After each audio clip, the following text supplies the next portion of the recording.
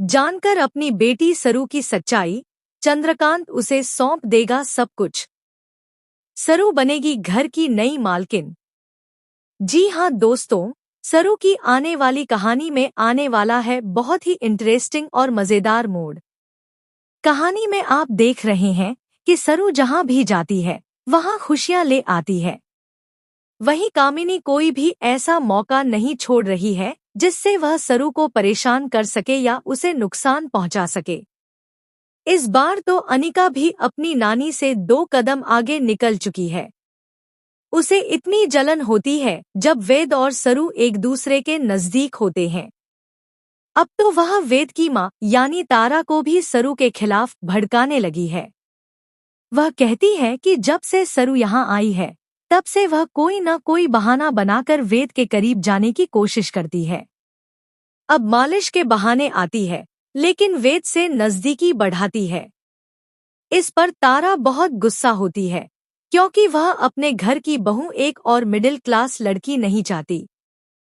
पहली बहू भी एक छोटे घर से है और अब अगर सरू जैसी लड़की इस घर में आ गई तो उनके क्लास, स्टेटस और रुतबे का क्या होगा। जब सरू के दुपट्टे में आग लगती है तो वेद अपना कोट निकालकर आग बुझा देता है। इतना ही नहीं, वह सरू की फिक्र करता है और उसकी आंखों में जो प्यार है वह उसकी माँ तारा भी पहचान लेती है।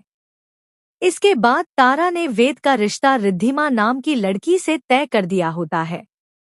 लेकिन अब वेद भी तय कर लेता है कि वह सरू से शादी के लिए प्रपोज करेगा और कहेगा कि अगर वह शादी करेगा तो सिर्फ सरू से ही करेगा। जब वेद अपने दिल की बात सरू से कहता है तो सरू मना कर देती है। लेकिन दोस्तों, हम आपको बता दें कि वेद और सरू की प्रेम कहानी तो शुरू होकर ही रहेगी, चाहे वेद की माँ माने या ना माने। किस्मत सरू और वेद की शादी करवा ही देगी। वहीं दूसरी तरफ अब चंद्रकांत की पत्नी यानी सरू की माँ शहर आने वाली है।